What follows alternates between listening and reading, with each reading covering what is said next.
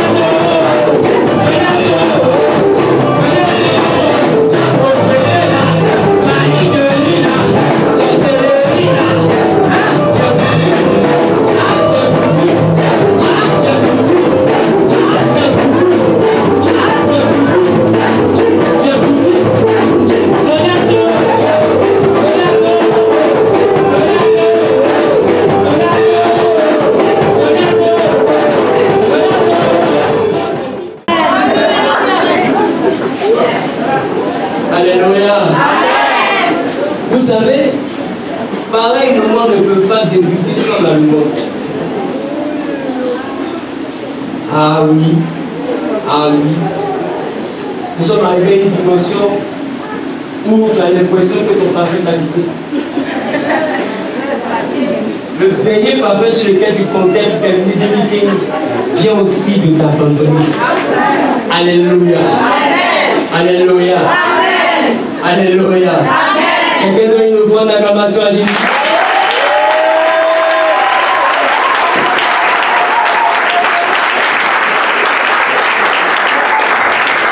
Regarde ton voisin droit dans les yeux, tu dis voisin, Dis-lui voisin.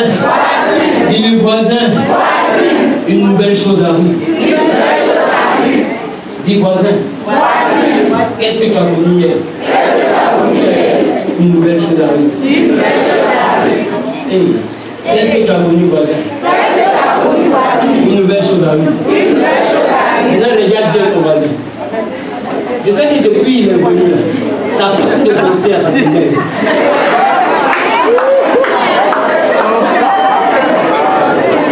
Qui son voisin l'a énervé ici? Sois sincère. Sa façon de penser à sa tête.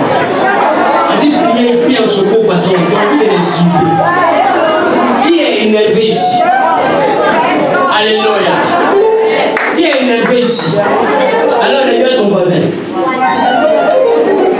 Je veux que tu insultes ton voisin. Avant ça arrive dans le meilleur vœu, il faut insulter ton voisin. Est-ce qu'il y a de nouvelles personnes ici qui n'est pas encore initié au concept des élections? Qui n'est pas encore initié à ce concept? Il est important, quelqu'un dit la connaît pas. Alléluia. Oui, regarde ta figure, regarde le futur premier de classe. Quand tu regardes ton voisin, s'il ne ressemble pas à la gloire. Est-ce qu'il ne ressemble pas à la gloire?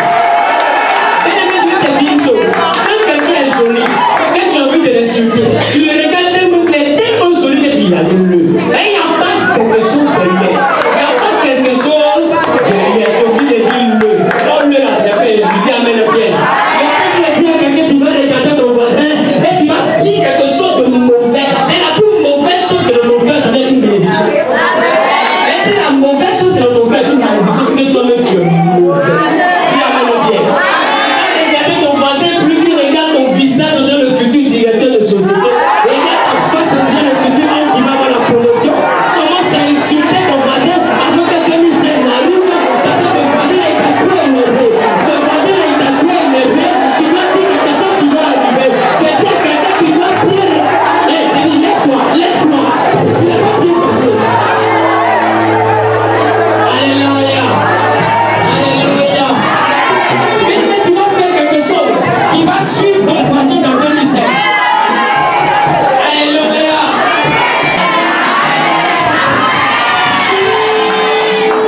Si Amen bien avec moi.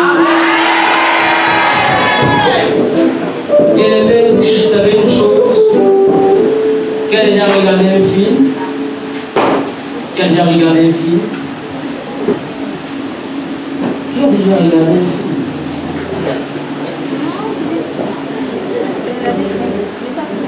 Il y a des personnes qui n'ont jamais regardé de film. Demain, on va au 21e siècle. Alléluia. Mais est-ce que vous savez que dans le déroulement du film, ce qui est en train de se passer à l'écran, ce n'est rien d'autre que des successions d'événements qui ont déjà été prévus. Quelqu'un me comprend? Qui ont déjà été prévus. Mais dans quoi? Dans quelque chose qu'on appelle le scénario. Alléluia. Ça veut dire quoi? Ça veut dire qu'en réalité, que le film qui est en train de se produire, le bandit connaît son travail. Quelqu'un me comprend? Il sait une chose, c'est que quand le film va commencer, lui doit tirer en l'air. Il doit frapper deux personnes pour qu'on le voie en dangereux dans le film. Et il va même prendre le bras, il va le frapper, le tenir dans la boue, c'est Rambo, l'attacher quelque part. Quelqu'un me comprend? Et à la dernière minute, le bras se délie de façon bizarre. On voit un ralenti là. Il court, mais ça ne file plus. D'accord? Ou bien il se rappelle de quelque chose de très émouvant. Et que en même temps, tu vois le bras prendre le dessus. Et qu'est-ce qui se passe à la fin? Qu'est-ce qui se passe à la fin? D'accord. Qu'est-ce qui se passe à la fin? Ça signifie quoi? Ça signifie qu'avant de rentrer dans un jeu, il est important de comprendre que le scénario s'écrit. Quelqu'un me comprend? Voilà pourquoi vous avez la capacité d'entendre qu'il y a une programmation. Quand on entend parler de la programmation, on dit les sorciers l'ont programmé pour le mois de décembre. On dit les sorciers l'ont programmé pour le mois de janvier. Quand on entend parler de ça? Mais c'est quoi une programmation? C'est pas une programmation? C'est quelque chose qu'on peut décider. Décider, mais voilà, quelque chose qui a été décidé, planifié, mais d'avance. Quelque chose qui a été décidé d'avance. C'est-à-dire quoi? C'est-à-dire qu'avant son accomplissement, des personnes ont résolu faire quelque chose et cet événement-là a été inscrit dans un agenda. Et on sait que dans le déroulement du temps, il arriverait un moment où il va falloir que cette personne quitte la terre. Pourquoi? Parce que ça a été prévu d'avance. Voilà pourquoi il y a certaines personnes qui vont constater qu'à certaines périodes bien précises de l'année, tu te retrouves toujours galère. Ou à certaines périodes bien précises de l'année, plus rien ne va chez toi. À certaines périodes bien précises, même quand tu avais une relation, la relation se casse. Ou même quand tu sentais bien, à une période bien précise, tu tombes malade. Chaque année, c'est comme ça. Et je ne peux pas comprendre pourquoi. Et d'autres même ne comprennent pas. À chaque fois qu'on doit les payer, c'est comme s'il y a un cycle qui vient où à chaque fois que tu dois percevoir ton salaire, c'est comme si le salaire là connaît un numéro de téléphone qui est le numéro des problèmes. Et avant que le salaire n'arrive, le salaire bip les problèmes nous dit j'arrive. Dès que tu touches ton salaire, il y a des problèmes qui suivent. Et tu ne comprends pas. Tu ne comprends pas ces choses, mais les choses ne viennent pas d'elles-mêmes. Le monde est régi sur une loi qui est une loi de cause à effet. Si tu vois un effet, c'est qu'il y a une cause. C'est pourquoi je vais te faire comprendre que toutes ces choses que tu vis ne sont pas le fruit du hasard. Il y a un programme que l'ennemi a disposé. Il y a quelque chose qu'il a planifié. Et cette chose-là est en train de parler contre toi à chaque fin de mois. Il est en train de parler contre toi à chaque année. Et chaque année, les mêmes choses se répètent. Avant la nouvelle année, tu te retrouves dans une église comme tu es ici aujourd'hui, en train de dire mon année prochaine sera meilleure. Tu croises ta tante qui va te souhaiter meilleur vœu. Tu croises ton mari qui te souhaite meilleur vœu. Et partout au travail, c'est le même scénario. Tout le monde te souhaite meilleur vœu. Mais tu as l'impression que meilleur vœu on t'a fait là. Plus l'année évolue, c'est comme si on t'a souhaité des malheurs. Rien ne bouge, rien ne marche. Et tu regardes que toutes les années se ressemblent. Ce n'est pas le fruit du hasard. La Bible dit qu'un jour a la capacité d'instruire un autre jour. Un homme avait des successions de malheurs. Cet homme-là s'appelait Job. La Bible me dit que pendant que Job est en train de se plaindre, Dieu va venir parler à Job pour dire à Job, depuis que tu es né, est-ce que tu as déjà parlé au matin? Est-ce que tu as déjà parlé au matin? Est-ce que tu as montré la place à l'aurore pour que l'aurore saisisse les extrémités de la terre et que les méchants de ta vie ne soient secoués? Mais c'est une chose que Job ne faisait pas. Quelqu'un me comprend? Quelqu'un me comprend? Alors Dieu fait comprendre à Job qu'avant que le jour ne se lève, on a la capacité de parler au matin. On a la capacité de montrer la place à l'aurore. En réalité, Dieu est en train de dire à Job que le film que tu es en train de vivre, les difficultés que tu vis dans ton film, ce n'est rien d'autre que le résultat d'un scénario que tu n'as pas voulu modifier. Si tu t'es levé pour parler au matin, ce genre de choses n'allaient pas t'arriver. Parce que celui qui a manifesté ces choses-là, la Bible l'appelle le fils de l'aurore, le diable. Quelqu'un me comprend? La Bible l'appelle le fils de l'aurore. C'est quelqu'un qui se prépare depuis l'aurore. C'est parce qu'il sait qu'à l'aurore, les choses sont écrites pour la journée. Donc lui, il a appelé le fils de l'aurore. Quelqu'un qui est là pour programmer. Quelqu'un qui est là pour planifier. Alors il faut comprendre que sur le coup, le diable n'est jamais en retard. Le diable est toujours le premier. Le diable est toujours en avance. C'est pourquoi au moment où nous sommes en train de parler de ton mois de décembre, au moment où tu es en train de penser à un maquis ou bien à un poulet que tu vas manger tout à l'heure, parce que c'est un planificateur. Le diable, il programme. Il arrête les choses d'avance. Rien ne se fait dans le hasard. Quelqu'un me comprend? Rien ne se fait dans le hasard. Tu vas voir une petite fille qui n'est jamais partie à l'école, qui n'a jamais fait de mathématiques. Mais quand elle t'explique tous les calculs qu'ils ont eu à faire pour tuer ton profit, tu es étonné. Tu comprends que c'est là, c'est une chimiste. Merci pour s'asseoir. Quelqu'un me comprend? Quelqu'un me comprend? Quelqu'un me comprend? Il y a des choses qui se produisent. Même quand les sorciers font une victime, regarde un peu la succession des événements. Tu as l'impression qu'il y a des calculs qui sont faits, mais effectivement, il y a des calculs qui sont faits. Les choses doivent faire d'elles-mêmes. Il y a une planification. Des gens s'asseyent et puis ils arrêtent des choses. Ils programment, même si on peut le tuer, comment la mort va venir. Et puis ils s'asseyent et puis ils calculent. C'est quand vous allez voir que même en ville, il y a des personnes qui sont déjà mortes mais qui marchent au milieu de nous. Pourquoi? Parce que simplement, l'ennemi a arrêté une façon pour eux de quitter la guerre. Mais physiquement parlant, ils sont encore là. Mais spirituellement parlant, ils sont partis. Alléluia. Alors il est important de comprendre que si comme moi tu as de la valeur aux yeux de Dieu, c'est que tu as aussi de la valeur aux yeux du diable. Dieu explique. Tous ceux que Dieu aime sont combattus par le diable. Si tu vois que le diable ne fait rien avec toi, c'est parce que Dieu lui-même fait rien. Le diable ne fait pas son temps, c'est notre affaire. Si Dieu a un intérêt en toi, le diable aussi voit son intérêt en toi. Quelqu'un me comprend? Alors si tu es là, dans cette salle, on ne t'a jamais poursuivi en rêve.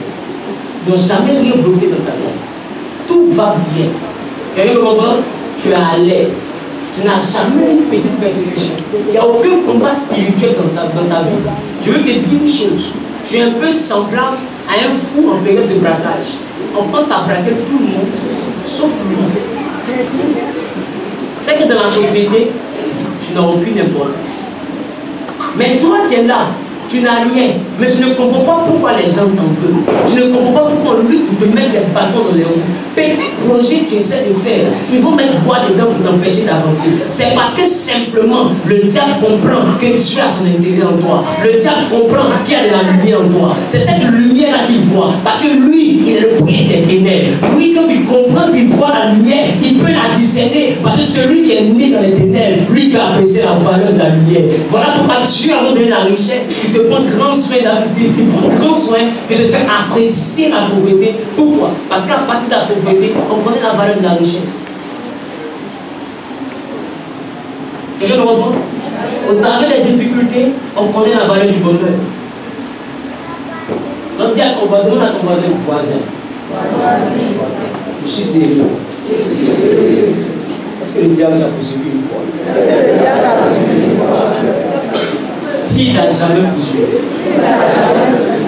il t'assoit derrière. Je ne suis pas venu parler à ceux qui sont tranquilles. Je suis venu parler à ceux qui sont persécutés. Attends, quelqu'un qui me comprend. Jésus, même que nous prions, a dit une chose. Et cette chose-là m'a fort interpellé. Il a pris grand soin de nous dire. Il dit, ne pensez pas que je sois venu pour apporter la paix. Il dit, je suis venu pour apporter l'épée du combat. Afin de séparer un père avec son fils. Afin de séparer une belle-mère avec sa belle-fille. Une mère avec sa fille. Un beau-père avec son beau-fils. Il ne parlait pas d'une séparation comme ça, mais il parlait des oppositions spirituelles. Il est en train de te faire comprendre que s'il vient dans ta vie, si Jésus s'affiche dans ta vie, sa présence va donner lieu et place à des problèmes, à des attaques, à des blocages, à des combats qui sont souvent injustifiés. Des combats que toi-même tu n'arrives pas à t'expliquer. Quand tu regardes, tu ne sais pas pourquoi on te déteste, mais on te déteste. Écoute-moi, je vais te dire une chose qui est claire et qui est nette, et tu dois la comprendre. Si la personne qui est à côté de toi te déteste, ne cherche pas à savoir pourquoi, parce que dans la plupart du temps, la personne elle-même ne sait pas pourquoi elle te déteste. Demain, quand on lui demandait, c'est parce qu'elle est confuse. Après, elle m'a parlé mal. Après, j'ai demandé quand il n'a pas fait. Lui-même, il ne sait pas en réalité sur quoi il va s'arrêter pour dire qu'il t'aime pas. En réalité, s'il ne t'aime pas, c'est parce que c'est son rôle. Il est embauché pour ça. La Bible dit que Dieu a fait toutes choses pour un but, même le méchant pour le jour du malheur. Il est important que tu laisses ton service de communication en 2016 travailler tranquillement, le ciel va les payer. Ils doivent être là à ce point de la rue pour dire qu'est-ce que tu as porté, pour dire qu'est-ce que tu as mangé, pour dire où tu vas, pour dire comment tu as habillé. Ils doivent être assis là. C'est un service de communication. Il ne faut pas les déranger en 2016. Ils sont payés pour ça. Est-ce que je parle à quelqu'un? Il ne faut pas les déranger. S'il y a un temps que je donne à mon exhortation de ce soir, c'est une nouvelle chose arrive. Vous savez, dans la dimension du protocole diplomatique, une autorité ne peut pas venir sans un protocole, ne peut pas venir sans des manières pour annoncer sa venue, n'est-ce pas? N'est-ce pas? N'est-ce pas? Donc, quand une autorité va se déplacer dans une localité, qu'est-ce qui se passe? Qu'est-ce qui se passe? On prend grand soin d'annoncer. D'abord au travers des médias. On doit en parler. Si on ne parle pas, l'autorité ne peut pas venir. Parce qu'une autorité doit faire parler d'elle. Quelqu'un n'a pas dit amen. Amen. Quelqu'un qui est grand doit faire parler de lui. Alors l'autorité va prendre grand soin d'engager des médias, d'engager des journalistes, d'engager des personnes qui seront chargées d'annoncer sa venue, d'annoncer également sa prochaine venue, d'annoncer également que l'autorité est sur le point de fouler le pied d'une certaine région, n'est-ce pas? Alors je te fais comprendre une chose. Si tu es là, que tu n'es pas encore arrivé dans la gloire, que les gens sont en train de parler juste pour combattre ta destinée, comme s'ils étaient ennemis de ta destinée. Il ne faut pas en vouloir à ces personnes. C'est simplement un service de communication qui est en train d'annoncer que toi, l'autorité, je suis le point de rentrer dans la gloire. Je sais que tu n'es pas économique. 2016, laisse tes services de communication va travailler en paix. Ésaïe, le chapitre 42, verset 9.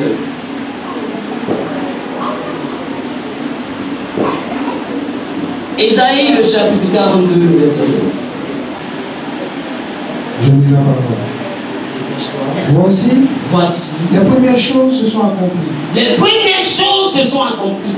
Et je vous en annonce de nouvelles. Et je vous annonce de nouvelles. Avant qu'elles arrivent. Avant qu'elles arrivent. Dieu dit par Ésaïe, voici les premières choses. C'est avec moi, première. Les premières choses sont. Les premières choses sont accomplies. Maintenant, moi, je vais vous annoncer une nouvelle chose. Les choses que je vais annoncer, c'est les choses qui vont venir. Je vais annoncer ça avant que ça arrive. Quelqu'un dit avant que ça arrive. Quand je comprends au travers de ce verset, je comprends qu'avant ce verset, il y a des choses qui avaient été dites. Bien-aimé, écoute-moi bien. Effectivement, avant ce verset, il y a quelque chose qui a été dit dans ta vie. Dis à ton voisin, qu'est-ce qui a été dit? Il y a quelque chose qui a été dit dans ta vie. Quand j'ai lu la parole de Dieu, j'ai compris une chose. C'est que dans la dimension de la promesse avec Dieu, dans la dimension de l'élévation dans le Seigneur, dans la dimension prophétique, les choses de Dieu se manifestent toujours dans le sens contraire. Cela dit quoi? Cela dit que si Dieu a prévu dans son entendement de t'élever, il est important que tu t'asseyes à côté d'une boutique. Commencez à prendre un lotus au frère pour t'apprêter à essuyer tes larmes.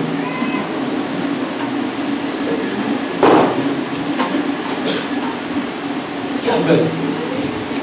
Qui est vrai par ces paroles? Pas tes frères, tes larmes bleues. Quelqu'un me comprend? Pourquoi? Parce que quand je lis ma parole, je comprends que il y avait un jeune homme. Ce jeune homme était aimé de son père. Ce jeune homme avait un vêtement de plusieurs couleurs que son père lui avait donné pour le distinguer de ses autres frères. Et ce jeune homme s'appelait Joseph. La Bible me dit que cet enfant avait une existence paisible. Cet enfant était l'enfant chouchou de Jacob. Alors il va se produire une chose. La chose qui va arriver, c'est la suivante. La chose qui va arriver, c'est que Joseph va prendre grand soin de dormir. Dis avec moi dormir. Dis avec moi dormir. Oh, quelqu'un ne dit pas bien, ça me dira. Dis avec moi dormir. La Bible dit que cet enfant va dormir. Il avait 17 ans. Et pendant que Joseph se repose, la Bible me dit que l'Éternel va prendre grand soin de donner une parole prophétique à Joseph. Un enfant qui était à l'aise, un enfant qu'on aimait, un enfant à qui le Père a donné un habit spécial pour montrer, sans le dire véritablement, parce que ses frères le savaient, pour montrer qu'il aimait Joseph plus que lui. Voici un homme comme ça à 17 ans qui dort et Dieu lui fait une promesse. Dieu lui montre qu'il allait devenir plus grand dans sa famille. Dieu lui montre qu'il allait être élevé au-dessus de ses frères. Mais il y a quelque chose qui se passe. La chose qui se passe est la suivante. Joseph avait une vie heureuse. Mais quand Dieu lui a annoncé la chose, dans la suite des jours de Joseph, la Bible me montre qu'au lieu d'être élevé, Joseph s'est retrouvé dans un puits. Est-ce que quelqu'un me comprend? Dieu lui dit tu seras élevé. Dans chacun de ses rêves, il a dit dans le premier rêve, on était en train de lier des gerbes dans le champ. Et moi, ma gerbe s'est élevée et vos gerbes se sont prosternés. La gerbe a fait quoi? Elle s'est élevée. Et les gerbes ont fait quoi? Se sont prosternés. Donc il y a élévation. Joseph voit qu'il a un autre songe. Dans l'autre songe, il a arrêté et selon son rêve, il dit la lune, le soleil et 11 étoiles se sont prosternées devant lui. Alors quand je regarde la lune, le soleil et les 11 étoiles, ce sont les dimensions qui sont dans les cieux. Parce que pour voir les étoiles, il faut être dans le ciel. Or la dimension du ciel vis-à-vis de la terre, c'est quelle position? C'est quelle position? C'est une position d'élévation. Donc ça vous dit que dans le rêve, Dieu a montré à Joseph qu'il était déjà dans la hauteur. Et dans ces hauteurs-là, il était avec ses frères. Pourquoi? Parce que ses frères étaient plus petits que lui, mais ses frères étaient plus grands que le monde. Ses frères étaient plus petits que lui, mais ses frères ne pouvaient pas être le sable. Ses frères ne pouvaient être que les étoiles du ciel. Pourquoi? Parce que Dieu a dit à Abraham que toutes les nations de la terre seront bénies en toi et en ta postérité. Or, les frères de Joseph étaient la postérité d'Abraham. Donc, les nations de la terre devaient être bénies dans la famille de Jacob. Et dans cette famille-là, il y avait 11 frères, plus Joseph. Maintenant, Dieu dit à Joseph, vous les 12, vous êtes appelés à bénir toutes les nations de la terre. Mais parmi vous, toi, tu seras le plus puissant. Voilà la prophétie de Dieu. Alors, Joseph voit tous ses frères dans le ciel. Mais lui, il les voit en train de se prosterner devant lui. Mais ses frères sont au-dessus de la terre. Dis à ton voisin, quand tu rentres dans le Seigneur, tu deviens une étoile. Dis à ton voisin, tu deviens une étoile. Quelque chose qui est en train d'attirer le combat, ce n'est pas ce que tu as, mais c'est ce que tu es. C'est ce que tu es qui est en train de créer des problèmes. Joseph n'avait pas d'argent, mais il était quelqu'un devant qui ses frères étaient appelés à se prosterner. Ça envoie un problème dans sa vie. Il est important de comprendre que la nature que tu incarnes, cette nature a plus de valeur que les biens que tu possèdes. Il est important de comprendre qu'au-delà de la pauvreté que tu penses vivre, il est important de comprendre qu'au-delà de cette pauvreté se cache une identité de gloire que même tes yeux n'ont pas encore eu la capacité de voir. L'Éternel est sur le point de faire une chose qu'en 2016 va arriver dans la vie de quelqu'un qui est ici, une chose qui va te permettre de voir la gloire de Dieu dans ta vie. Tu n'as pas dit amen de bien pour que ça puisse arriver dans ta vie. Tu n'as pas dit amen de fort pour que quelque chose de glorieux arrive. Je suis en train de dire que lorsque le premier soleil de 2016 va se lever, il va se lever avec ta gloire, il va se lever avec ta personne, il va se lever avec ton élévation. C'est la première personne de debout.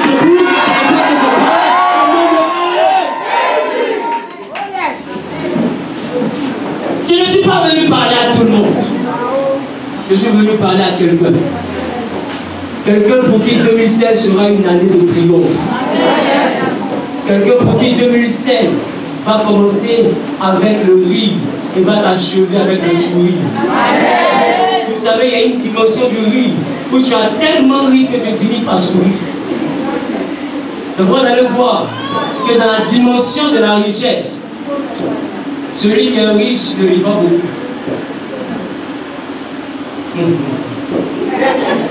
Il a fini comme ça. Oh, lui qui n'a pas. Ça va,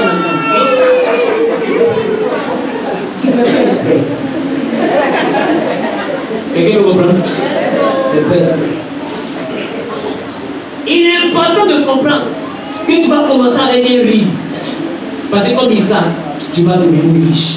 Et quand je parle de richesse, je parle de richesse spirituelle et je parle de richesse physique. La Bible dit que nous sommes bénis de toutes sortes de bénédictions, mais en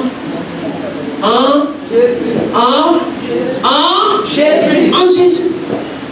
Alléluia. Alors Joseph a une promesse. Mais le bonheur, c'est qu'il voit l'élévation, il se voit dans le ciel, il voit sa chair s'élever et les autres se prosterner. Mais le lendemain, au lieu d'être au-dessus, Joseph se retrouve dans les profondeurs. Parce qu'être dans un puits, c'est être en réalité plus bas que terre. Quelqu'un comprend? Or, quand on parle de l'élévation, on parle d'un point qui peut constituer le sol, n'est-ce pas, vers la hauteur. N'est-ce pas? C'est le sol qui est l'élément des bases. Quand on dit que tu es élevé, même quand on veut évaluer le saut de quelqu'un, quand quelqu'un saute, on évalue la hauteur en fonction de quoi? En fonction du sol. Alors, si Joseph doit être élevé comme son son, je dis, il doit aller vers la hauteur. Mais la Bible dit, pour montrer le parcours de l'exaucement, Dieu prend grand soin. Quand Joseph voit la grandeur, au lieu de quitter le sol pour aller vers le haut, Joseph quitte le sol pour aller vers le fond. Est-ce que quelqu'un me comprend?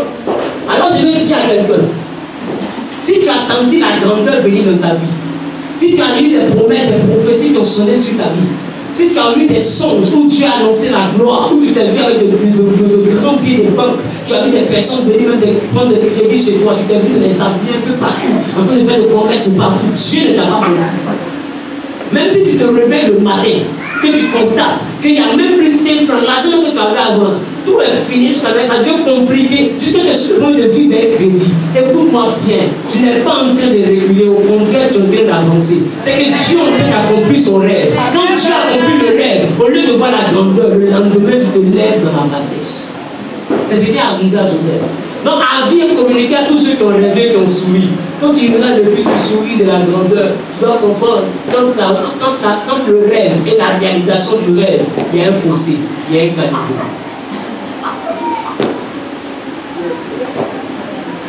Alors Joseph, il était content de dire aux gens le matin, Dieu m'a montré que je serai grand.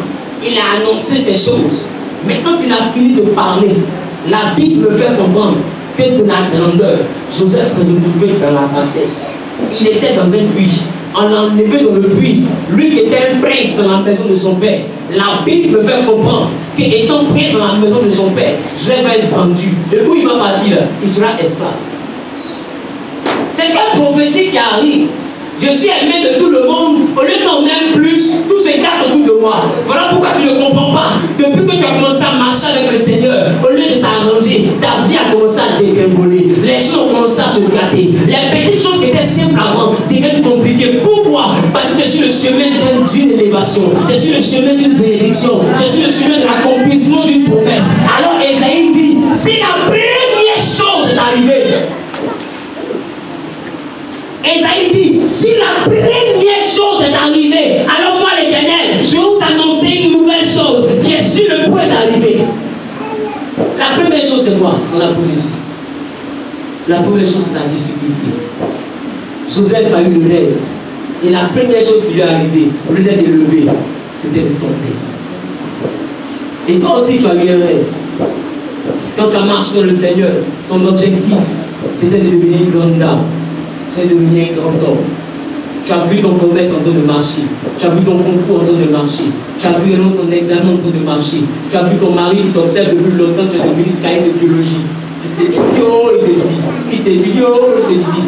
Tu as vu cet homme-là. Tu dis, enfin, j'ai trouvé un Dieu. Ce Dieu-là m'a montré que c'est vraiment l'homme avec qui je vais rester. Alors ce Dieu-là permet à ce qu'on puisse me marier. Au lieu de rentrer dans le mariage, tout en train de se gâter. Et tu ne comprends pas pourquoi. Écoute-moi, l'Éternel accomplit toujours son œuvre par le sens contraire.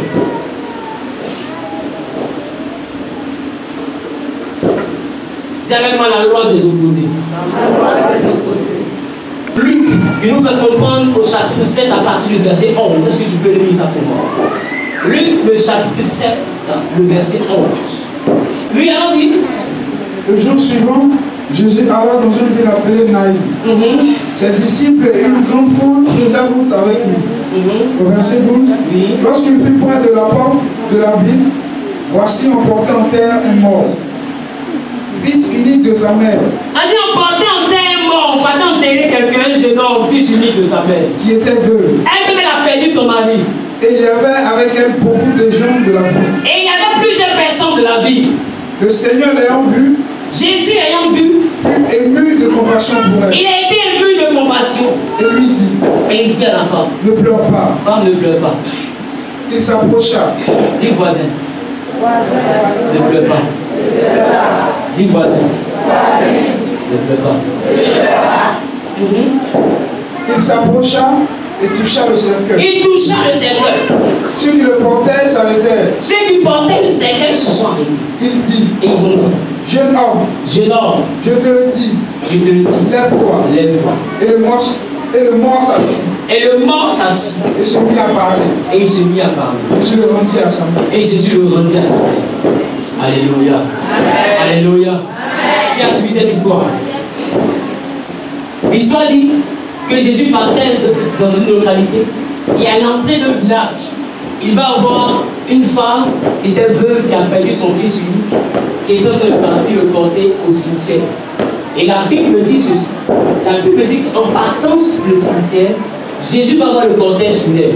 Alors il va les arrêter et il va prier pour l'enfant. Et l'enfant va revenir à la vie. Quelqu'un le comprend? L'enfant va revenir. Qui est d'accord avec ça? Amen. Qui est d'accord avec ça? Amen. Mais il y a quelque chose qui m'interpelle, une chose sur laquelle je veux que tu puisses prêter aussi attention. Lis le verset 11. Par quoi il commence? Le jour suivant, Le verset commence par le jour suivant. Dis avec moi suivant. Précédent. Quelqu'un me comprend? Si nous parlons, Esaïe dit, la première chose est accomplie. Voici une femme qui était veuve. Elle avait sorti. Et cette femme sera dans la désolation. Alléluia. Cette femme-là sera dans des jours de pleurs. Elle sera dans des jours de deuil. C'était le jour suivant. Dis-moi le jour suivant. Dieu n'est jamais dans le commencement, mais la gloire de Dieu est dans le jour suivant. Au commencement, ce sont les pleurs. Au commencement, ce sont les difficultés. Au commencement, c'est la tristesse. Voilà pourquoi je vous ai dit, quand Dieu vous promet une chose, ça commence toujours par le contraire. Parce que dans le commencement, tu vas pleurer. Dans le commencement, elle a perdu son mari. Dans le commencement, elle a perdu son fils. Elle est en train de pleurer. Elle a oublié qu'après le jour précédent, il y avait le jour suivant. Et c'est là-bas que Dieu l'attendait. Alors je comprends la parole de Dieu qui dit que la fin d'une chose vaut mieux que le commencement. Parce que Dieu ne t'attend pas dans le commencement, mais il t'attend au jour suivant, que le jour de la fin de la chose. L'Éternel est sur le point de faire quelque chose de grand. Parce que nous sommes sur le point de rentrer dans le jour suivant. Pour nous, 2016 est le jour suivant. 2015, tu as fait des projets et les projets n'ont pas abouti. Tu t'es laissé envahir par le découragement. Tu t'es laissé envahir par le désespoir. Les gens comme ça rient de toi. C'est la même que tu avais aidé. Qui t'appelait Tanti, qui t'appelait Tonton. Aujourd'hui, tu te regardes et puis il t'appelle Nestor. Et puis tu es découragé. Des gens que tu as hébergés, pour qui tu t'es saigné, pour qui tu as fait des sacrifices, aujourd'hui ne le reconnaissent pas. Et à cause de, tu as traversé 2015 dans des difficultés, tu as crié, personne ne t'a entendu. Tu as hurlé, personne ne t'a entendu. Et tu as eu mal. Parce que quand eux ils criaient, toi tu répondais. Mais quand tu as crié en 2015, personne n'a répondu. Le bonheur, c'est que tu n'es pas mort, mais tu as pu voir le jour suivant. La Bible dit que le jour suivant, la femme étant dans le parti, tout le monde avait abandonné, mais elle a rencontré l'ami fidèle, elle a rencontré le Rédempteur, elle a rencontré l'Alpha et l'Oméga, elle a rencontré celui qui parle, et la chose arrive. Je sais que je dis à quelqu'un que le jour suivant, le 2016, tu vas rencontrer Yeshua Mashiach, tu vas le rencontrer, et tu vas le faire toute la situation, et tu vas amener le bien, pour que les choses commencent à arriver. Alléluia. Le jour pleurait, mais le jour suivant, ça commençait dans les pleurs. Ça commence dans la tristesse. Mais avant d'arriver à la fin de la chose, la joie a rayonné sur sa face. Elle qui partait aux funérailles pour enterrer son enfant. Elle s'est retrouvée en train de se retourner pour participer à une fête de résurrection. J'annonce à quelqu'un qui est ici, 2016 en train de se lever. Les gens se sont dit que l'année 2016 va ressembler à l'année 2015. Tu vas encore tourner en rond, on va encore te chasser, on va encore te renvoyer. Rien ne va marcher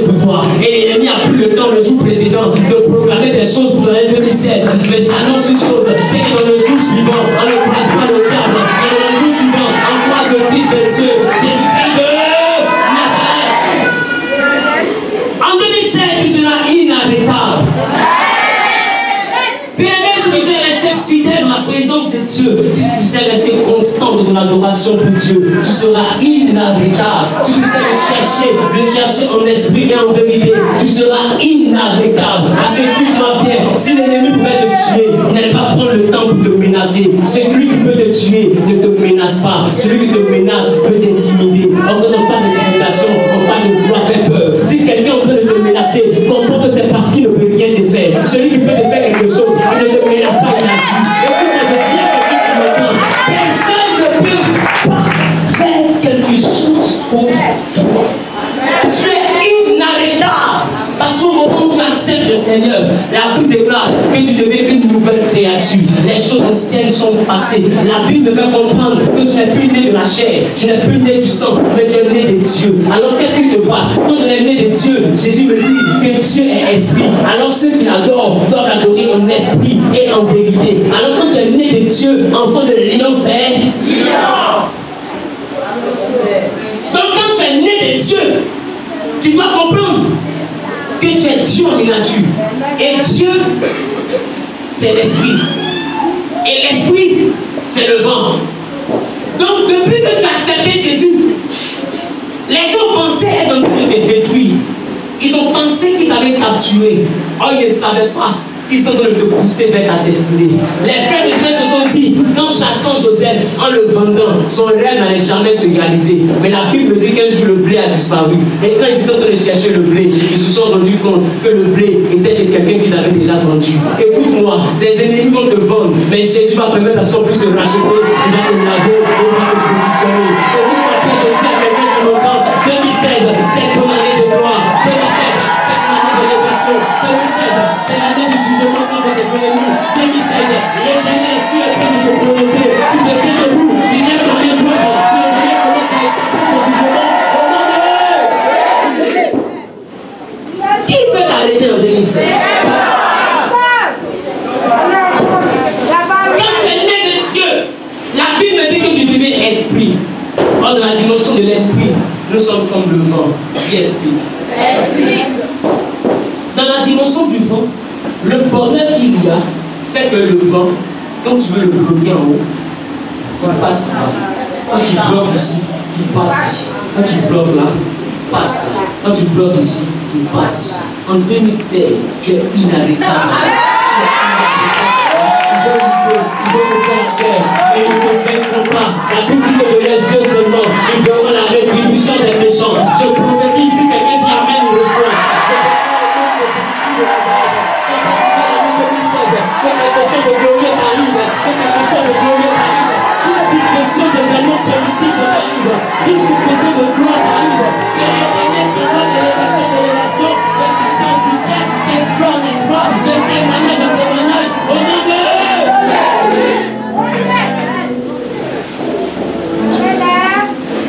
Je n'ai pas connu ce Dieu-là qui a dit qu'on n'allait pas nous attaquer. Est-ce que vous savez que Dieu dit sa gloire dans notre défi? Tu dois gérer. Quelqu'un me dit, mais j'ai déjà échoué. Tu n'as pas échoué. Tu es en train d'avancer. Écoute-moi bien. En réalité, l'examen que tu n'as pas eu là, ce n'est pas un échec.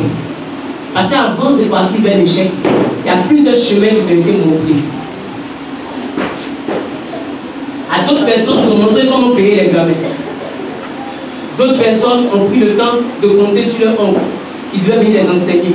Et tu l'appelles, il ne décroche pas. Il est toujours parti. Tu le poursuis. Ah, donc combien tu as monté mathématiques là? Et il te fait comme ça. Il te fait comme ça. C'est à 2 jours des examens là. Il dit viens t'asseoir. Et puis que tu retiens tout. Et tu es parti, tu as échoué. Parce que tu comptais sur lui. Dieu ne te dit que par cet échec là, tu dois arrêter de compter sur ton oncle.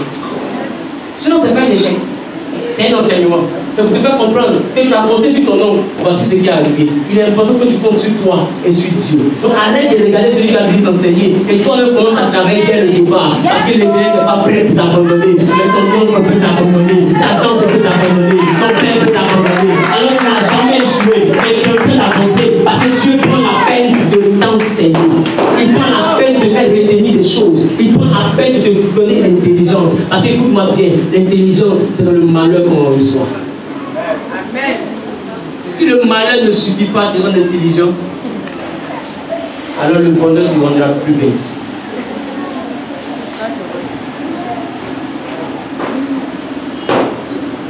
C'est dans le malheur qu'on devient intelligent.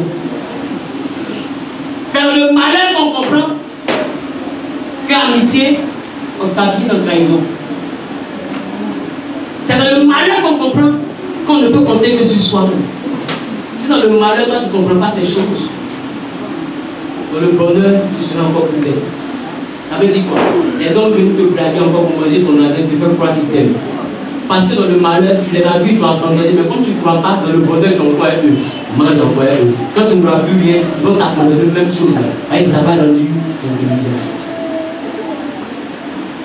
Conséquence, conseil plus que conseil. C'est quoi ça? Ça, c'est quelqu'un de comprendre. C'est quelqu'un de comprendre. C'est pourquoi il est important de vivre les conséquences. Il est important de vivre les conséquences. Celui qui a traversé la dimension des conséquences n'a plus peur de commencement. Parce que la dimension de la conséquence, c'est la dimension de la conclusion. Quand tu rentres dans la conclusion, c'est que tu as dépassé le commencement. Alors celui qui est arrivé dans la conséquence, il n'a plus peur du commencement. Tu sais pourquoi? Parce qu'il connaît déjà la conséquence, donc il sait comment on évite. Quelqu'un me comprend? Quelqu'un ne me comprend pas? Quelqu'un ne me comprend pas? Voilà pourquoi, quand tu reprends une classe, les nouveaux qui arrivent ont plus peur de toi. Parce que tu connais la conséquence. Eux, c'est maintenant qu'ils veulent commencer.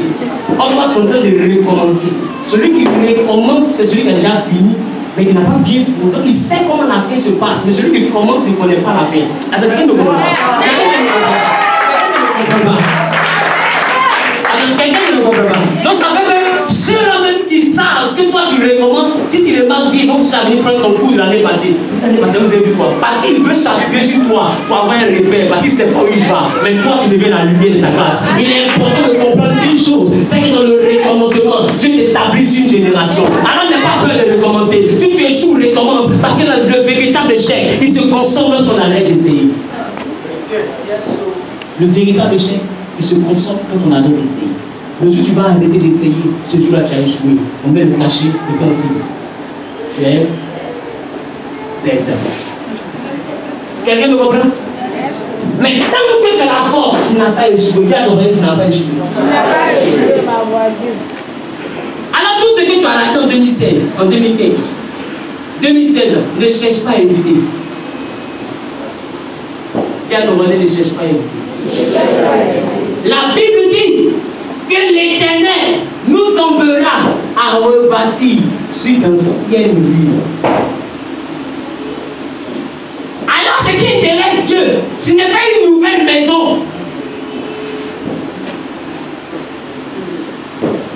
Ce qui intéresse Dieu, ce n'est pas une nouvelle maison. Parce que quand on dit que Dieu rebâtit sur d'anciennes ruines, ça signifie qu'il y a une première maison.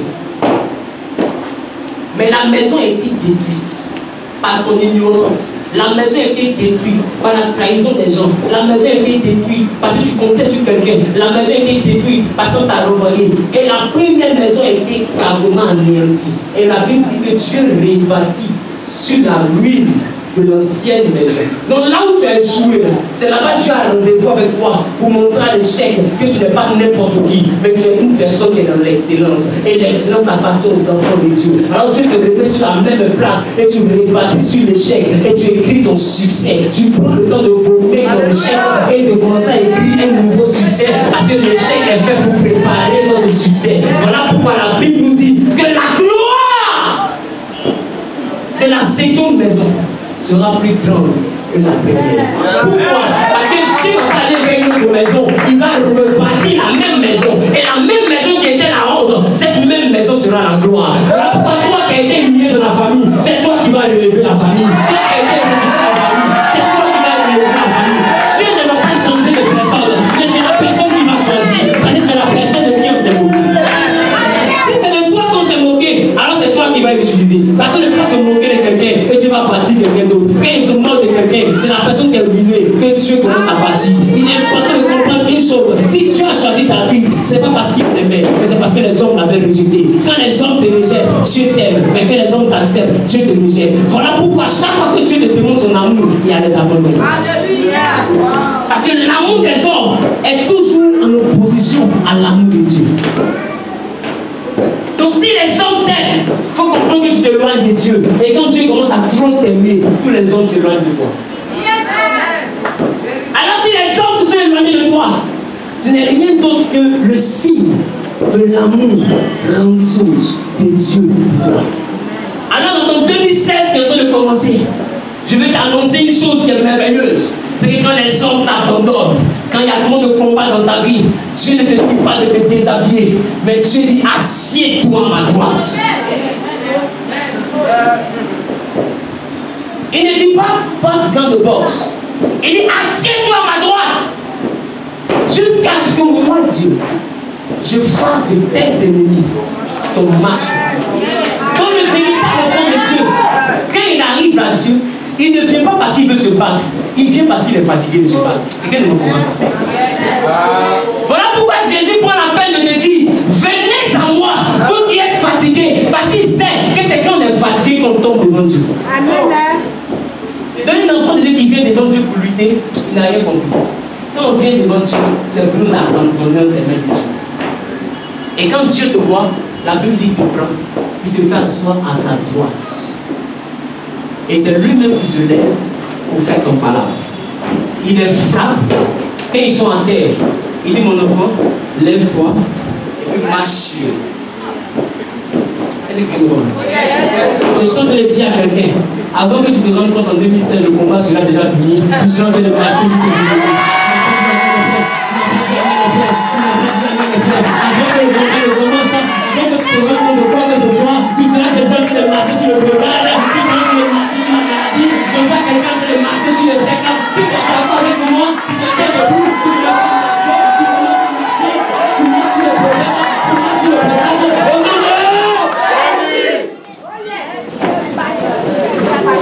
un enfant de Dieu ne court pas. Dans la dimension de la guerre, celui qui court, c'est celui qui fuit. Quelqu'un le comprend? Quelqu'un le comprend? Dans la dimension de la guerre, celui qui court, c'est celui qui fuit. C'est celui qui a gagné, lui il marche. Parce que c'est où il est là, il n'y a rien en face. Quelqu'un le comprend? Donc en 2016, tu as trop fui. C'est l'année où tu vas commencer à marcher. Et c'est tes ennemis qui vont commencer à fuir. Voilà pourquoi la Bible me fait comprendre, c'est là que je termine. Il dit tes ennemis viendront à toi par un chemin. Mais pendant qu'ils sont venus faire palabre, tellement c'est chaud, un chemin là, eux-mêmes ils divisent en 7 aussi.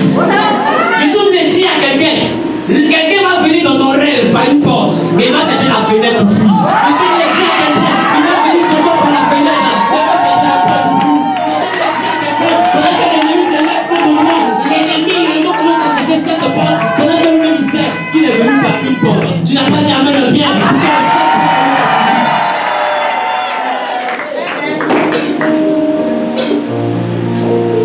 Il y a quelqu'un qui a bloqué ta famille. Il y a quelqu'un qui bloque tes activités. Il y a quelqu'un qui t'empêche d'évoluer. Cette personne va commencer à chercher 7 chemins, lui et ses acolytes, pour fuir de ta vie à partir du 1er janvier. Parce que la douleur est Dieu. Connais-toi, on va prier.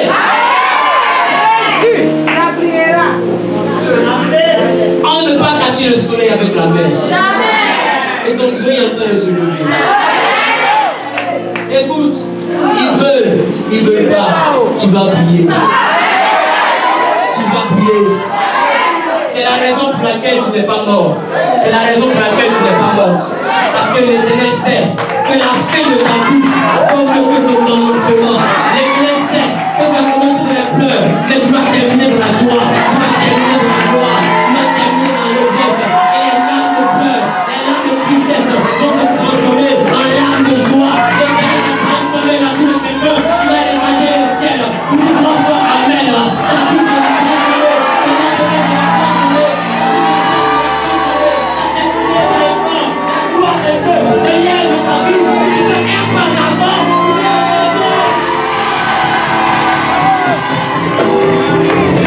vas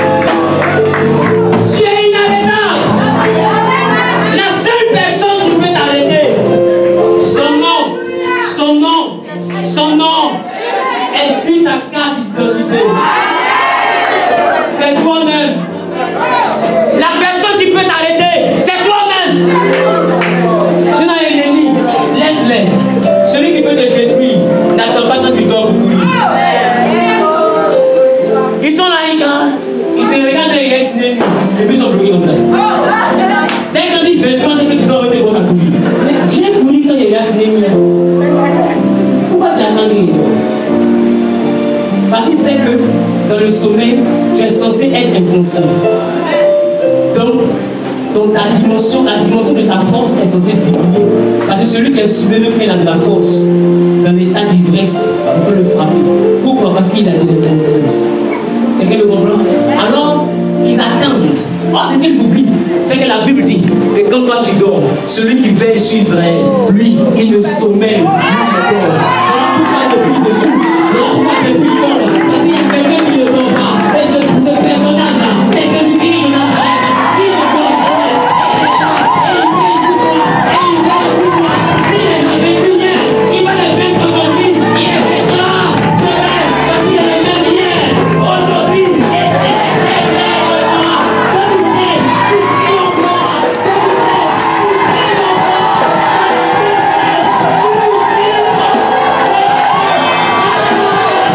Comme c'est, tu pries encore.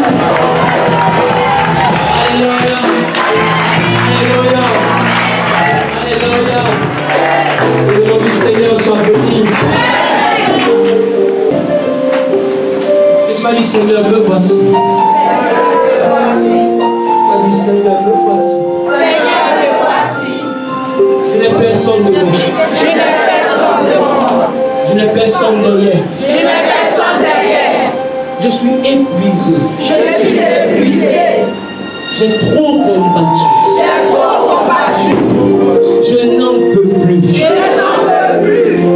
Charge-toi de ma situation. Prends mon année 2016 et fais d'elle ce que tu veux.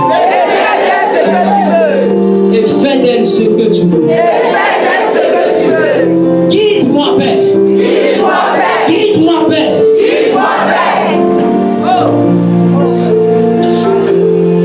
Mes parents m'abandonnent. Mes proches m'abandonnent.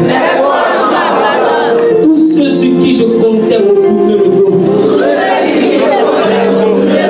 À cause de ton amour pour moi. Ne me détourne pas ta face. Éternel, parle en ma faveur. Avant que le premier soleil ne se lève. Écris une nouvelle chose qui va arriver dans mon année. Écris une gloire qui va arriver dans mon année. Écris une percée, oh Père, qui va arriver dans mon année. Qui va arriver dans mon année. Qui va arriver dans mon année. Qui va arriver dans mon année. Que ta gloire paraisse. Éclaire mes ténèbres. Et que ma vie soit lumière. Éclaire mes pas. Et que mon sentier soit éclairé. Aplanis les montagnes. Afin que je passe dans la paix. Que le développement soit menacé. 2016. Année de ma gloire. Année de ma pensée. Année de mon élévation. Année de la grandeur. Année de mon témoignage. 2016. Année de l'exploit. Rien ne m'arrête. Je vais de gloire en gloire. De percée en percée. Élévation en élévation.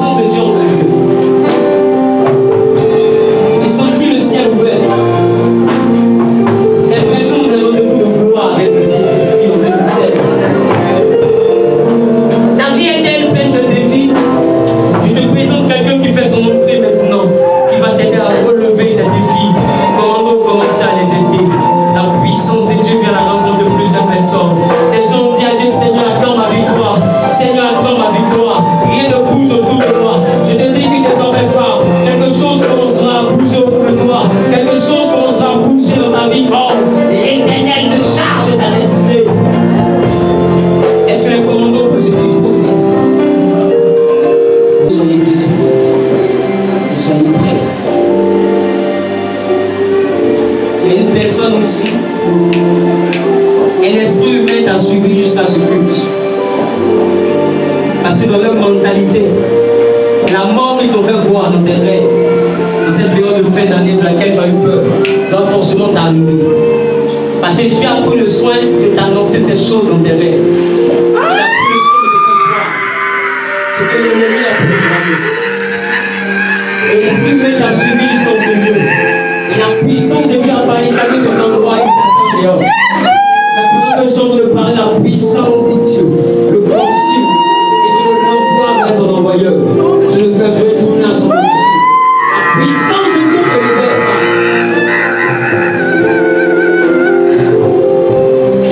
2016, année de la livresse. 2016, année de la livresse. 2016, année de la livresse.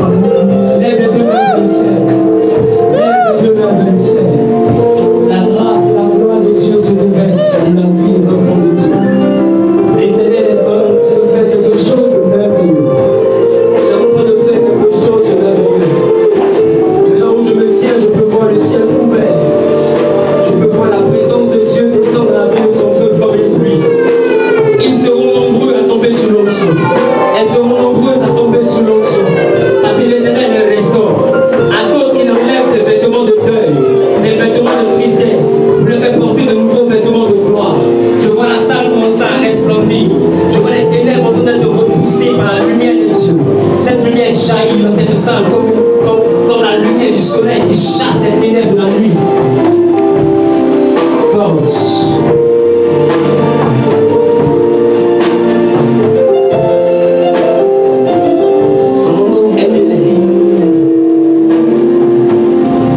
Je vois pleinement 15 personnes. 15 personnes à qui tu es en train de retirer des vêtements ténébreux, de revêtir des vêtements de gloire. 2016, année d'exploit pour toi. Année d'exploit pour toi. Saint-Esprit, je veux les voir. Fais-les venir, Jésus. Étends ta main de grâce. Étends ta main de gloire. Et touche-les. Je veux les voir venir relâcher cette parole que tu as mise sur ma bouche. Je veux les voir venir relâcher cette parole que tu as mise sur ma bouche. Ces personnes sont nombreuses. Ils ont longtemps retenu ton embauche. Ils ont longtemps retenu ton embauche. Ils ont longtemps retenu ton embauche. Ça fait que tu ne comprends pas. Tu ne comprends pas. Toujours on renouvelle le contrat, mais ils ne sont pas prêts à l'embaucher. Je t'annonce que dans les 3 premiers mois de l'année 2016, il sera signé un document qui certifie que tu as embauché.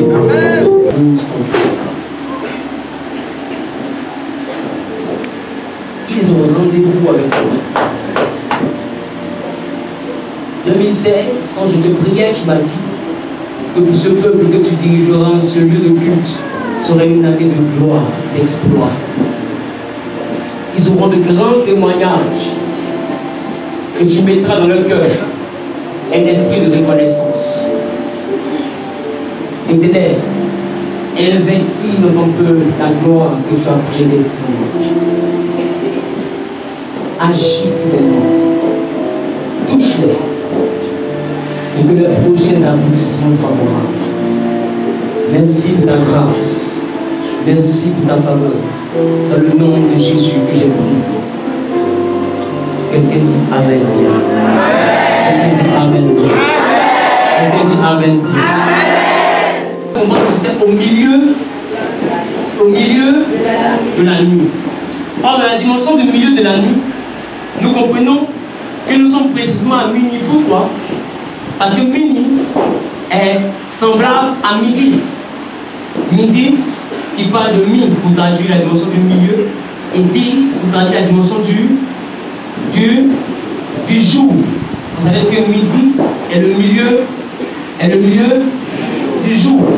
Jour pas en termes de nuit et matin, mais jour en termes d'éclaircie, jour en termes d'apparition du soleil. Alléluia.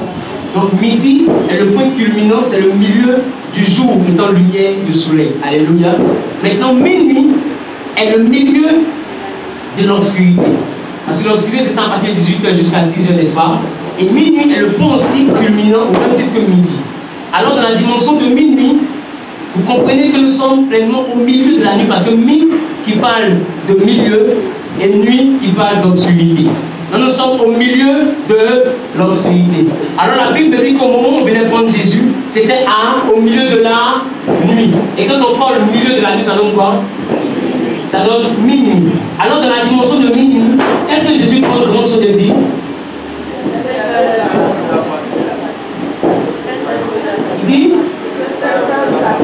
Il dit cette heure vous appartient à vous et au royaume des ténèbres. Alléluia. À minuit, Jésus prend grand soin de dire cette heure vous appartient à vous et au royaume des ténèbres. Or, ténèbres est la retranscription de l'obscurité, l'absence de lumière. Alors Jésus nous a dit que minuit est l'heure dédiée à l'obscurité, aux habitants des ténèbres. Quelqu'un me comprend? Quelqu'un me comprend?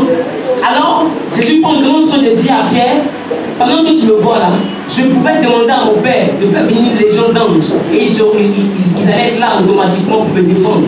Ton épée ne peut rien faire, mais cette heure-là leur appartient. C'est pour dire que dans la dimension spirituelle, il y a des heures où l'ennemi fonctionne.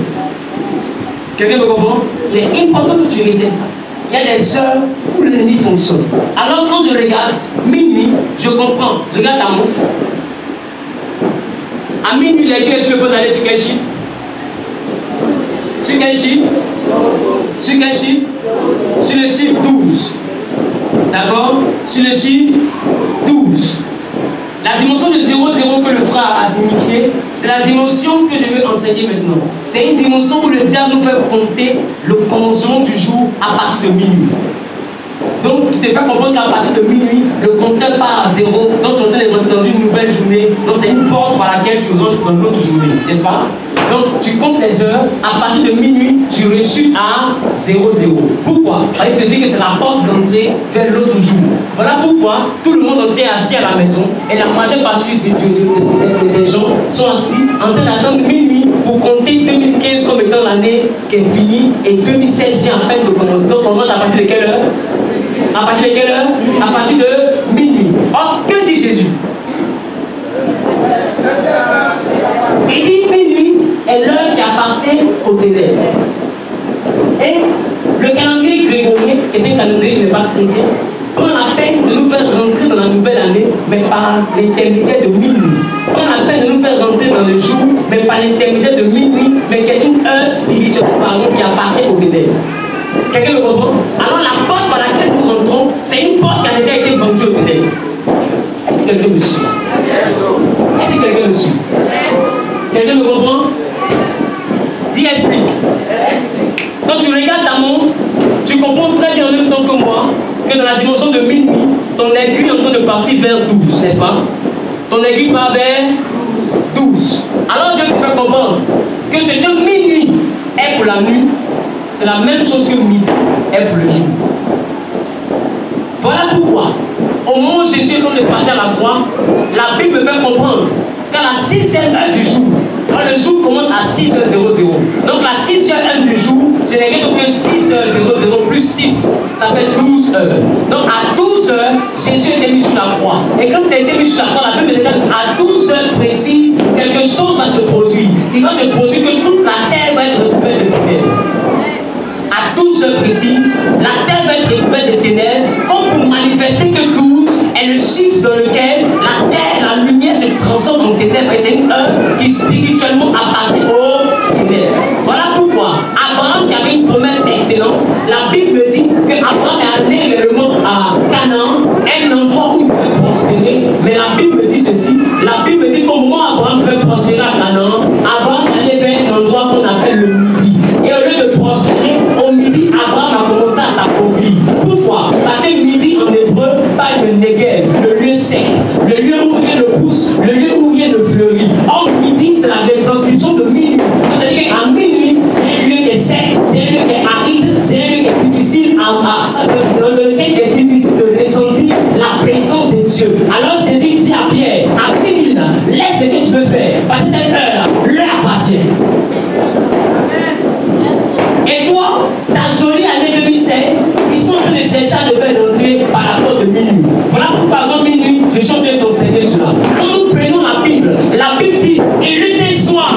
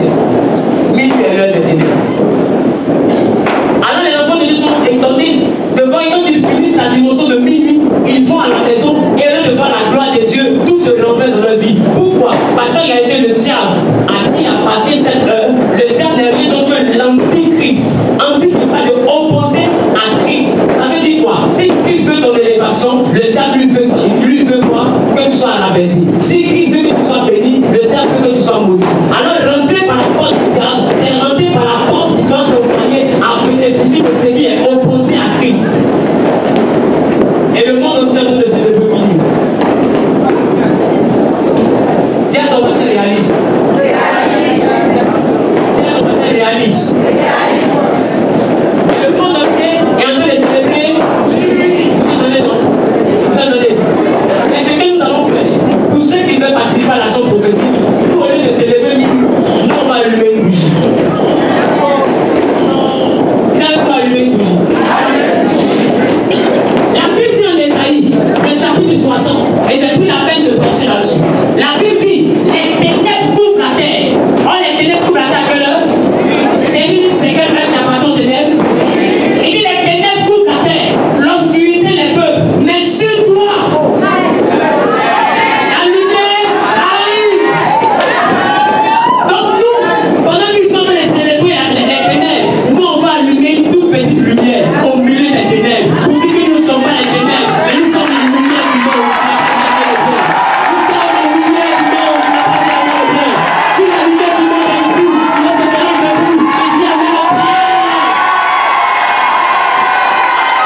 Alléluia. Alléluia. Voilà pourquoi j'ai voulu que tout le monde participe à l'action prophétique. Parce que ça va te permettre de transformer cette entrée de ténèbres en entrée de lumière. Parce qu'au moment où tu seras en train de rentrer, où tout le monde est dans les ténèbres, quand il y aura une lumière qui est en train de t'éclairer.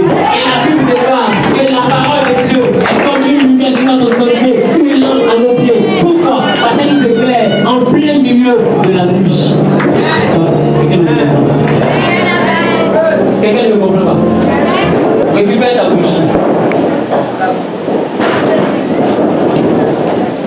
Merci Jésus. Éternel, tous ceux qui sont en train de participer à cette action prophétique, je déclare que la lumière puisse luire dans les ténèbres. Pendant que tout le monde entier est en train de célébrer 2016, mais à partir de l'heure des ténèbres, Seigneur, je prie que tout comme Esaïe a dit que la lumière arrive, que la lumière de Dieu se lève sur la vie. Que la lumière de Dieu se lève sur le vie. Et que ta gloire se manifeste. Merci Seigneur pour ta grâce. Merci Seigneur pour ta faveur. Éternel, agis fidèlement au nom de Jésus. Là, c'est deux. On vise. Dieu est avec toi. Je vais oublier ce gars. Vous avez vu, ils sont allés. Hein. Là où vous bougez menacé. Bon, ça courit maintenant. Vous mettez dans les mouvements. On est des cas.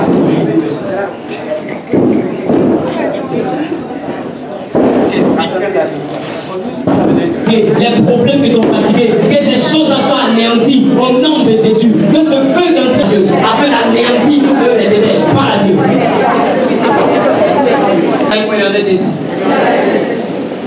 Lève ta bouche. Tiens-toi debout. Alors faites attention, il ne faut pas bouger de l'eau. Amen. Je viens rentrer en 2007, on n'a pas un extincteur ici. Alléluia.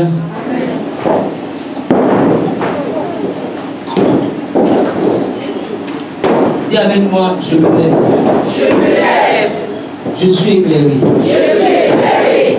Car ma lumière est arrivée. Car ma lumière est arrivée. Et la gloire de Dieu s'est levée sur moi. Et la gloire de Dieu s'est levée sur moi. Voici.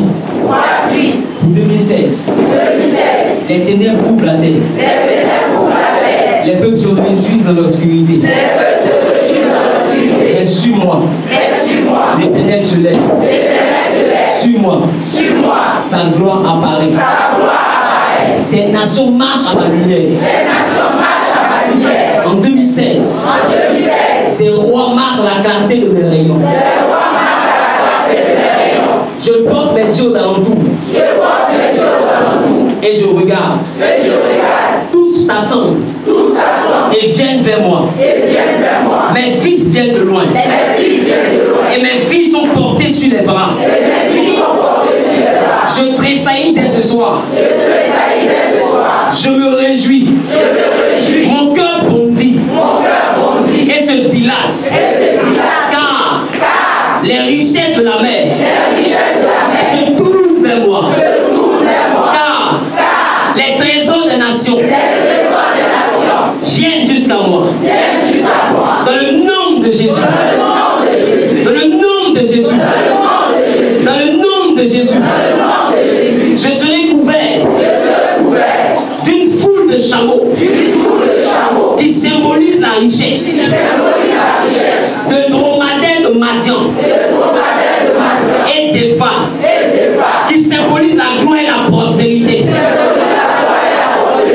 qui symbolise la gloire et la prospérité. Toutes ces richesses me viendront du monde. Ils porteront de l'or jusqu'à ma porte. Et ils porteront des belles louanges à l'Éternel mon Dieu.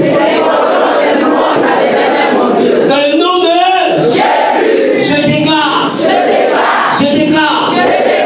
en cette heure, où le monde entier célèbre 2016, mais à partir de la porte des ténèbres, moi, enfant de Dieu, moi, fils de la lumière, essaie de préserver ta lumière, de ne pas que le vent était. Moi, fils de la lumière, je déclare, dans le nom de Jésus, que cette flamme qui brûle soit le symbole du feu du Saint-Esprit. Il consumera dès aujourd'hui dans ma vie toute manifestation des ténèbres, de la dimension de la maladie, de la dimension de la sécheresse, de la dimension de l'échec, de la dimension des blocages.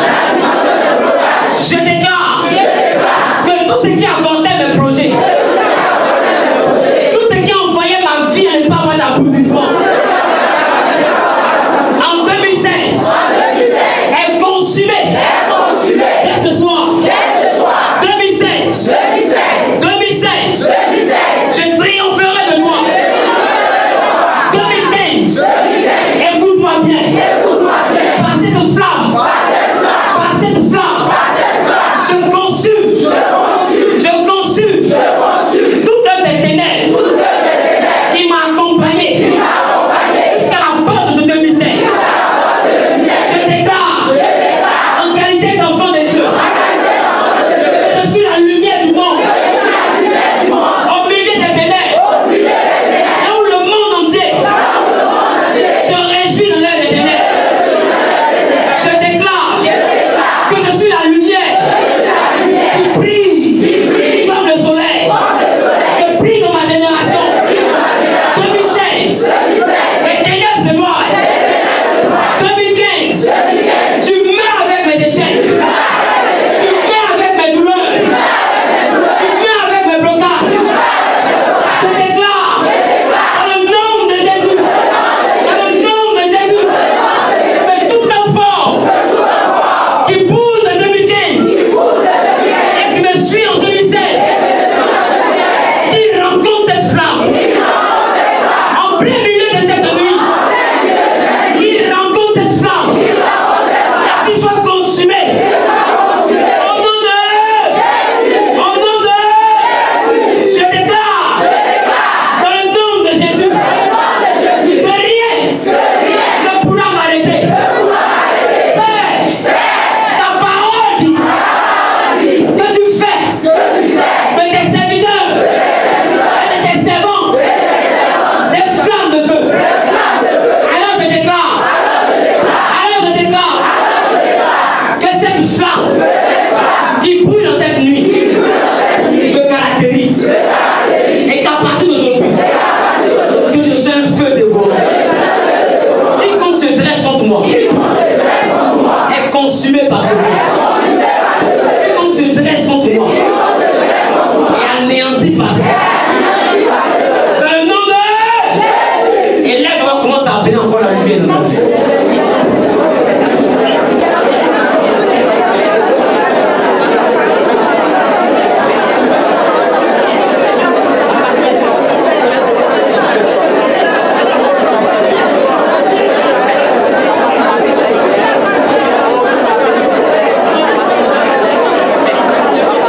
Élève la voix et parle. Alléluia. Assieds-toi un instant, accorde-moi juste 2 petites minutes et puis tu pourras rentrer. Alléluia. Écoute bien les conseils que je te donne. Quand tu vas rentrer à la maison, toi qui as ta bougie, amen, toi qui as ta bougie, dans ta maison, c'est là que tu vas allumer encore. Et quand tu allumes, c'est par rapport aux 5 sujets que tu as écrits. Qui a relu les 5 sujets? C'est par rapport aux 5 sujets. Toi qui n'as pas eu le temps d'écrire les sujets, arrive là que tu formules tes 5 sujets pour 2016. Quelqu'un me comprend un peu? Et quand tu formules les 5 sujets, tu proclames, tu finis de proclamer, et puis tu déclares, quand tu finis, tu allumes ta bougie, tu laisses fondre. Tu n'as même pas besoin de surveiller. Tu laisses fondre. Quelqu'un me comprend? Jusqu'à ce que ça finisse. Quelqu'un me comprend? Et tu as bouclé, c'est bouclé. T'as quoi, c'est bouclé? Maintenant, la deuxième dimension de l'alliance. Mais aimez, ce que je suis en train de faire, c'est en pensant avant toute chose à toi. Mon but, c'est qu'en 2016, tu finisses avec une réjouissance. Que tu finisses avec un niveau supérieur que Dieu t'aura permis d'atteindre. Alléluia. Alors, je lui ai dit que le lundi 4, nous aurons 21 jours de jeûne. Du 4 au dimanche 24. Du 4 au dimanche 24. Tout au long de ces 3 semaines, il n'y a pas d'exception. Quelqu'un me comprend? Et chaque soir, celui qui peut, celui qui ne peut pas, il fait ce qu'il peut. Quelqu'un me comprend? Il n'y a pas de jeûne là. Il n'y a pas de dire qu'il y a dit maintenant. Sinon, jeûne, tu vas faire. Dis Amen bien. Amen. Dans la dimension de l'alliance que je suis en train de dire, nous aurons 3 semaines, n'est-ce pas? Les 3 semaines, la première semaine sera pour détruire les malédictions et les alliances démoniaques. Vous avez vu que j'ai pris la fin de l'année pour parler de ça. Qui se souvient de ça? J'ai pris la fin de parler de certaines malédictions, mais je vais aller plus en profondeur. C'est-à-dire que chaque jour, je viens, je donne un enseignement sur 2. En 30 minutes, on prie en 40 minutes. On commence à 19h, on finit à 20h10. C'est prière. 10 minutes ou 20 minutes d'enseignement pour vous envoyer à comprendre les versets bibliques. Quand on finit ça, en même temps on commence à prier, on détruit, il y a des choses à détruire, je prie pour vous, on s'en va à la maison. Chaque soir, on a 2 lois à apprendre. Donc la première semaine, c'est pour détruire les alliances démoniaques. Les soirs, à partir de 18h, tu coupes ton jeûne là-bas. 19h, on est ici, on finit à 20h10. Maintenant le dimanche, je vais prophétiser. Alléluia. Que Dieu vous bénisse. Lève la main droite de le ciel. Seigneur, garde ton peuple. Nous sommes dans le temps des ténèbres. Et ils sont rentrés dans 2016, dans l'année civile, avec la lumière. Parce que dans l'année civile, il est dit qu'à minuit, l'année commence. En minuit, spirituellement parlant, quand nous sommes des spirituels, tu as dit que ce qui est spirituel, un homme charnel ne peut pas juger ces choses. Il ne peut pas les comprendre parce que c'est spirituellement qu'on les comprend. Les hommes charnels ne comprennent pas ces choses, mais les hommes spirituels, eux, ont la capacité d'être enseignés, donc ils savent ces choses. C'est pourquoi, à minuit, ils ne se sont pas réjouis comme les hommes charnels, mais ils ont cherché ta lumière, ils ont cherché ta clarté, ils ont cherché ton bonheur, parce que le véritable bonheur vient de toi, la véritable gloire vient de toi, le véritable triomphe vient de toi. Alors, Éternel, dans cette année, sois leur rempart, sois leur justice, sécurise-les, et que cette nouvelle année soit paisible pour eux, que cette nuit soit paisible, que le 1er janvier soit paisible, que le 2 janvier soit paisible, et le dimanche 3, maintenant que ton peuple vienne, afin de recevoir la bénédiction du prophète que je suis, que tu as établi sur cette maison, Seigneur, car je vais relâcher la grâce que tu as mis en mon cœur pour ton peuple. Et Dieu merci, parce qu'à partir du dimanche, nous allons rentrer dans un jeûne d'alliance. Bénis ce jeûne-là d'avance, et que toutes les personnes qui vont participer, souviens-toi de leur vie comme tu t'es souvenu d'Abraham. Merci parce que tu le fais. Au nom de Jésus que j'ai prié. Quelqu'un qui est béni dit Amen. Amen.